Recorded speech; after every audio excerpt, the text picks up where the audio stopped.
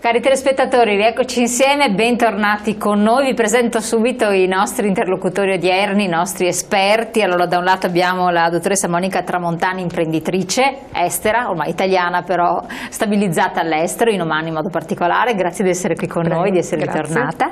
E l'avvocato Fabio Galli, avvocato tributarista, ben ritornato anche a lei. Buongiorno, grazie. Molto a voi. Italiano, sì, però con un occhio, come dice sempre, verso l'estero, perché voi come studio avete aperto delle opportunità con l'Iran, per cui di questo ne parleremo. Sì. E naturalmente non possiamo tralasciare, visto che si parla di economia, di opportunità, di crescita eccetera, la situazione recentissima che andrà a cambiare molto probabilmente il futuro della realtà economica mondiale, se si pensa, almeno queste sono le prospettive, o staremo a vedere con le recenti elezioni di Trump. Io vorrei prendere questo spunto però per analizzare la nostra situazione e quella delle imprese che guardano anche all'estero. Cosa ne dice? È stato un colpo? Ve l'aspettavate? Cambiano un po' i presupposti? Allora, è stata una sorpresa sicuramente, perché tutti impreparati esatto, comunque. Fino al giorno prima sembrava che fosse la Clinton che dovesse vincere. E in realtà dopo la Brexit però le sorprese sono di casa. Insomma, le previsioni non ci azzeccano esatto, mai, dobbiamo essere sicuri di questo. Mai. E per quanto riguarda la situazione, faccio riferimento in particolare alle imprese italiane, vedremo cosa succederà. Già ieri, subito dopo le elezioni, c'è stata una svalutazione appunto del dollaro, e questo potrebbe comportare, diciamo così, una frenata delle importazioni americane dei beni italiani sostanzialmente. Quindi vedremo, perché ovviamente essendo l'euro più forte del dollaro, allora ci sarà appunto una... Ma le borse sono così instabili, così umorali, che non danno nessun tipo di affidabilità, perché poi si ristabilizzano, cioè fanno prendere i collassi, poi si ristabilizzano. Esatto, però il petrolio è calato. Il petrolio è calato. Con buona gloria dei paesi Esatto, del le borse Oriente, soprattutto asiatiche, mi riferisco appunto ieri subito appena c'era questa notizia che fosse quasi certo che Trump avesse vinto le elezioni, appunto le borse asiatiche avevano chiuso tutti con delle grosse riduzioni. Perché? Perché evidentemente il candidato Trump è un candidato, diciamo così, meno conosciuto, meno conosciuto, e anche perché durante la campagna elettorale ha diciamo così, basato i suoi obiettivi ad esempio su una riduzione delle operazioni di globalizzazione, in quanto ha voluto premere sul discorso che ci fosse un incentivo a investire negli Stati Uniti d'America, e quindi a toccare anche quegli accordi commerciali, ad esempio con il Messico. Anche la moneta messicana ieri ha avuto una svalutazione pazzesca, si parlava del 12% rispetto al giorno prima, perché appunto Trump cerca di riportare gli investimenti appunto negli Stati Uniti e quindi di far riprendere il lavoro all'interno degli Stati Uniti. Questo in un mondo globalizzato potrebbe essere un pericolo, per questo c'è stata un'incertezza. Però mi sembra che questo sia un segnale, come la Brexit peraltro, sì, e come altri segnali che in Europa esistono, forse non ce li fanno vedere perché noi abbiamo dei mezzi di comunicazione che sono un po' così parzialetti. Sì. Detto questo, sembra che si stia andando contro la globalizzazione. Questa è la domanda che dopo girerò anche. Cioè, prima globalizzazione, il successo, il risultato, e sarà non so, quasi la panacea di ogni male. Adesso ci si sta rendendo conto che in realtà tale non è stata, sta creando moltissimi problemi e c'è un ritorno indietro. Soprattutto chi è stato maggiormente scottato, che è secondo me il ceto medio-basso, si accorge che non è così. E ne pagano poi le conseguenze gli establishment mondiali, perché sì, questo è un dato di fatto, sembra, sì. Adesso ve la butto là, vediamo se... Sì, la globalizzazione è positiva sicuramente, perché operare in numerosi mercati sicuramente per le imprese è positivo, e il problema grosso è quello delle regole, perché è evidente che se io mi scontro con dei paesi che non rispettano delle regole, penso alla tutela del lavoratore, ai costi appunto anche dei lavoratori, è evidente che c'è qualcosa che non va, e quindi questi sono i risultati, che la globalizzazione, soprattutto per i paesi molto sviluppati, per le imprese dei paesi molto sviluppati, potrebbe essere, diciamo così, anche un problema, come si sta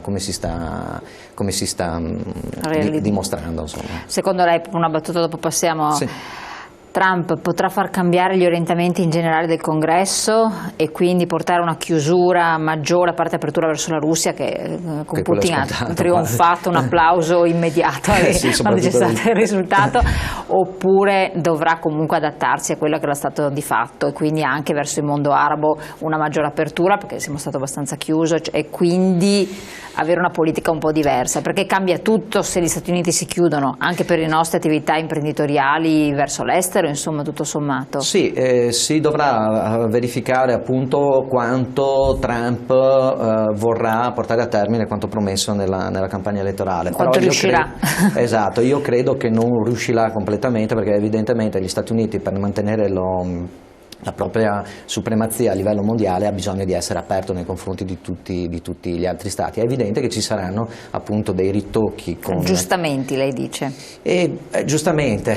Aggiustamenti, sì, sempre aggiustamenti, non travolgimenti. No, non travolgimenti, perché gli Stati Uniti, per avere una supremazia nel mondo, devono conoscerlo, devono essere in contatto con il mondo, e quindi evidentemente dal punto di vista almeno politico dovranno avere delle relazioni con tutti i paesi, soprattutto appunto nel Medio Oriente, che è il punto più caldo in questo momento. È evidente che dovrà appunto rispettare il volere degli elettori, e quindi rivedrà certi trattati, soprattutto con i paesi come il Messico e i paesi sudamericani, cercando appunto di rendere meno inefficiente, diciamo così, il sistema produttivo americano, cercando di riportare gli investimenti non solo di capitale ma anche di lavoro, manodopera, appunto all'interno degli Stati Uniti, per cercare di ridare slancio al lavoro, e quindi alla possibilità che la classe media ritorni ad essere tale come era qualche anno fa. Infatti. Allora, qua stiamo vedendo proprio classico, il potere della classe media che è diventata medio-bassa, perché un po' c'è stato questo arretramento. Nel mondo arabo, e quindi lei che ormai da tanti anni vive in Oman, che cosa sta succedendo? C'è crisi, non c'è crisi? Se ne parla ben poco, perché il centro dell'attenzione è un po' più a nord, no? Spostato, dove ci sono stravolgimenti mostruosi, certo, guerre in atto. Ma lì com'è la situazione? E lì la classe media esiste, ha potere? Beh, diciamo che distinguiamo Medio Oriente e paesi del Golfo. Cioè noi siamo portati a globalizzare il Medio Oriente. Il Medio Oriente sono i levantini, i paesi levantini cosiddetti, dove ci sono gli arabi bianchi, quindi Siria, Iraq, Libia, Tunisia, Marocco, che sono già più magrebini. E invece dove sono io sono i paesi del Golfo, i cosiddetti GCC, Gulf Cooperation Corporation, che sono tutti i paesi del Golfo, quindi produttori di petrolio. Quindi abbiamo l'Oman, il Sultanato dell'Oman, abbiamo il Bahrain, l'Arabia Saudita, gli Emirati Arabi Uniti, il Kuwait e il Qatar. Quindi questi paesi non vogliono assolutamente essere confusi col Medio Oriente, anzi hanno una totale chiusura verso gli arabi bianchi, anche se chiusura proprio. Totale chiusura, anche se sono fratelli musulmani, anche se ci sono le guerre in Siria, in Iraq. Noi invece abbiamo l'apertura. C'è una totale chiusura. Quindi, per esempio, per farvi un esempio, dovevo portare un imprenditore egiziano, residente in Italia da 10 anni, un ingegnere, per una visita di lavoro. Gli è stato rifiutato il visto, anche un visto di 2 settimane. Perché ci sono dei paesi, quindi tutti i paesi arabi, quindi Nord Africa e Medio Oriente, in cui i visti non vengono emessi. In tutti questi paesi, quindi si parla di tutti i paesi del GCC. Quindi diciamo che noi siamo abituati a chiamare Medio Oriente quello che Medio Oriente in realtà non è dove sono io. Premesso questo, loro dell'Europa che visione hanno? Qual era la domanda? No, se c'è anche che cosa sta succedendo? Il centro insomma. medio non c'è, nel senso che siamo in regimi assolutistici, quindi monarchici, quindi è un sistema sociale come c'era nel Medioevo da noi, quindi c'è il re, i nobili che sono i grossi imprenditori, che sono, per quanto riguarda l'Oman, 10 famiglie che hanno in mano tutta l'economia, quindi hanno queste grandissime corporation che fanno dal pollo alla centrale elettrica, quindi non è il concetto che abbiamo noi, cioè l'imprenditore che fa sedie, l'imprenditore che fa torni, l'imprenditore che fa tubi, no, lì ci sono queste grandissime corporation che sono state alimentate consapevolmente dalla monarchia per creare una base di supporto, e poi ci sono gli schiavi, diciamo i lavoratori, sì, quindi i lavoratori, quindi gli indiani, bangladeshi, pakistani che lavorano.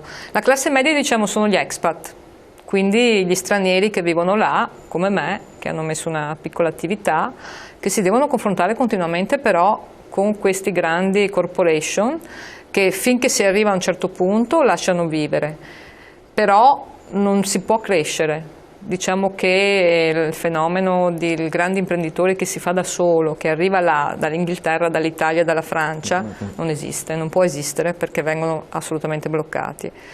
A livello legislativo sono paesi liberi, quindi non sono paesi di stile socialista, lì si può creare una società, previo un socio locale, quindi c'è sempre bisogno del socio locale. Però, c'è una partnership con una persona assolutamente, con un locale, proprio nazionalità locale, che può essere, diciamo, loro hanno una specie di regime come era nel mercato comune precedentemente, prima dell'Unione Europea, quindi libertà di circolazione, libertà economica, quindi un saudita può fare una società negli Emirati, un qatarino può andare in Oman a comprare, cosa che noi non possiamo fare, quindi l'immobiliare è assolutamente precluso. Che in realtà darebbe grandissime opportunità, perché l'immobiliare dà grandissime, però diciamo che è anche controproducente, perché se aprissero il mercato immobiliare arriverebbero tutti dall'estero a comprare case, gli omaniti non potrebbero più permettersi di comprare una casa, quindi l'hanno fatto un po' bilanciato. Quindi la classe media in realtà non esiste, però c'è da dire che quelle sono economie falsate, nel senso che il 95% del PIL è il petrolio. Ed ecco qua Quindi che entriamo in visto, gioco la dinamica. Noi abbiamo visto dal mondiale. 2005, hanno fatto tantissimi errori in passato perché non hanno capitalizzato sulle grandissime riserve di cash che avevano, quindi non sono stati in grado di differenziare l'economia, cosa che adesso stanno cercando di fare nel giro di pochi mesi, ma è impossibile, e quindi hanno fatto il budget statale sul petrolio $70, il petrolio è andato anche a 23, adesso siamo a 46, quindi hanno dei deficit paurosi. Quindi sono in crisi. La crisi nera. Crisi Qua nera. si sa poco. Infatti qui anzi, non siamo a conoscenza di questo, pensiamo che siano quasi, non dico dei paradisi, però insomma diciamo, non dal punto di vista democratico, ma dal punto di vista economico senza dubbio invece non è più così. Beh, i grossi imprenditori stanno perdendo, tutti stanno perdendo, perché anche lo Stato non paga più le grosse infrastrutture, alcune sono state bloccate, alcune vengono ritardati i pagamenti, quindi ovviamente si inceppa tutto il sistema. Però tantissimi expat sono stati mandati via, tantissimi europei che erano andati lì per lavorare sono dovuti ritornare, insomma. Sì, sono stati licenziati seduta stante, perché lì c'è un licenziamento preavviso di un mese, però in casi di crisi dell'azienda possono licenziare in una settimana. Quindi tutti quelli con i redditi alti, quindi gli ingegneri petroliferi, gli ingegneri civili, quelli che erano a livello di alto management e middle management, gli americani, gli inglesi, italiani ce ne sono pochi, soprattutto americani e inglesi, molti sono stati licenziati. Quindi una situazione che è cambiata in che periodo, in che breve? Nel giro di un anno. Sì, è stato come questi paesi hanno avuto un impulso dal 58-59, quando è stato scoperto il petrolio, hanno avuto una crescita esponenziale, si parlava del 15-18% annuo, adesso stanno crollando nella stessa maniera. Come vedono queste realtà l'Europa, il resto del mondo, l'America, gli Stati Uniti? Beh, loro sono legati a doppio filo con gli Stati Uniti e con l'Inghilterra, nello specifico l'Oman con l'Inghilterra, l'Arabia Saudita con gli americani. Quindi ci sono basi inglesi, l'esercito è in mano agli inglesi, gli ufficiali omaniti sono inglesi, quindi è tutto in mano agli inglesi, le armi, i veicoli, tutto. Infatti c'è stato un periodo in cui il gruppo Fiat voleva entrare con degli anfibi per fare una gara per fornire l'esercito di mezzi anfibi che erano giudicati, io non me ne intendo, giudicati il top della tecnologia, però non c'è stato verso, sono entrati gli inglesi. Quindi come vedono l'Europa?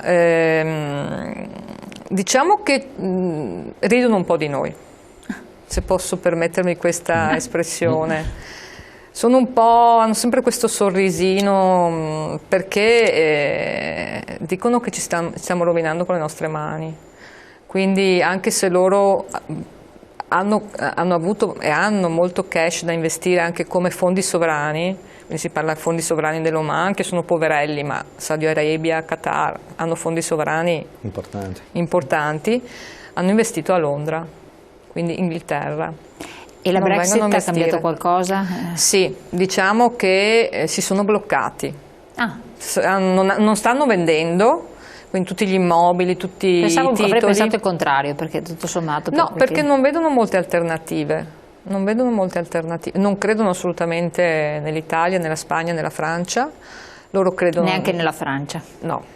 Loro credono nell'Inghilterra, Stati Uniti, se si parla di Saudi Arabia, in Oman e Emirati si parla di Inghilterra, e un pochino la Germania. Oppure sono molto, molto adesso orientati a investire come fondi sovrani nei paesi che per noi hanno poco significato, tipo Kazakistan, Georgia, Uzbekistan, Azerbaijan, lì stanno investendo molto. E quindi possono essere delle prospettive se sono lungimiranti, però bisogna capire quanto lungimiranti sono. Secondo me, questa è la mia opinione, secondo me loro ci vedono finiti, non credono nell'Europa. Secondo me è troppa burocrazia l'Europa. No, non credono nell'Europa. Infatti uno dei motivi per cui hanno investito a Londra, e Londra prima del discorso della Brexit con Cameron avevano trattato appunto con l'Europa per avere meno stringenti alcune normative, tra cui quella dell'antiriciclaggio, che evidentemente se io posso spostare dei capitali da un paese all'altro con dei limiti pazzeschi, è evidente che vado a investire nella piazza dove questo mi è consentito, quindi, che era Londra in Europa. Assolutamente. E per curiosità, dopo appunto andiamo a vedere l'opportunità, l'Iran come viene visto? L'Iran, diciamo che pochi lo sanno qui, in Oman è universalmente conosciuto, che il mediatore, forse lei lo sa bene, il mediatore per l'accordo, il blocco delle sanzioni è stato il sultano dell'Oman. Perché l'Oman storicamente è l'unico paese del Golfo ad avere ottimi rapporti con l'Iran.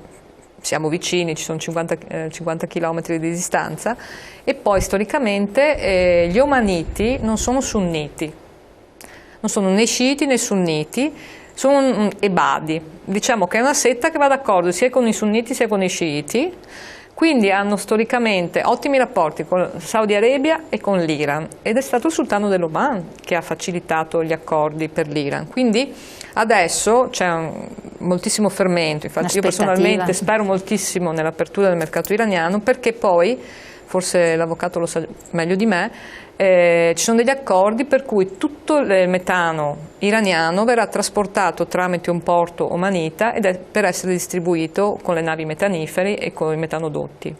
Quindi è una nuova opportunità per l'Oman di superare magari, di guadagnare su quello che sarà tutto il transito del gas iraniano. Non si parla di quest'anno, speriamo tra un paio d'anni, se tutto va bene poi non si sa cosa succederà. Sono rapporti fragili? Sono rapporti fragili perché i regimi sono fragili. E perché questi regimi sono fragili, secondo lei? Perché sono regimi sostenuti dagli Stati Uniti e dalla Gran Bretagna, sono regimi monarchici. La popolazione è molto favorevole ai regimi perché i regimi finora gli ha dato tutto, quindi gli ha dato un lavoro statale, la pensione a 38 anni, agevolazioni sanitarie, tutto gratuito, scuole gratuite, benzina sovvenzionata, elettricità sovvenzionata, acqua sovvenzionata, quindi ovviamente stanno bene. Adesso vediamo se con la sanno crisi. rimboccarsi le maniche oppure no. E allora adesso vediamo che opportunità potrebbero esserci anche per noi verso questi nuovi orizzonti, eccetera, perché se effettivamente è un dato di fatto che hanno dei regimi fragili ma sostenuti dagli Stati Uniti, gli Stati Uniti bisogna vedere che comportamento possono avere, perché c'è un cambiamento epocale abbastanza importante, vediamo quali saranno anche i riflessi. Pubblicità, pochi secondi, poi siamo di nuovo con voi.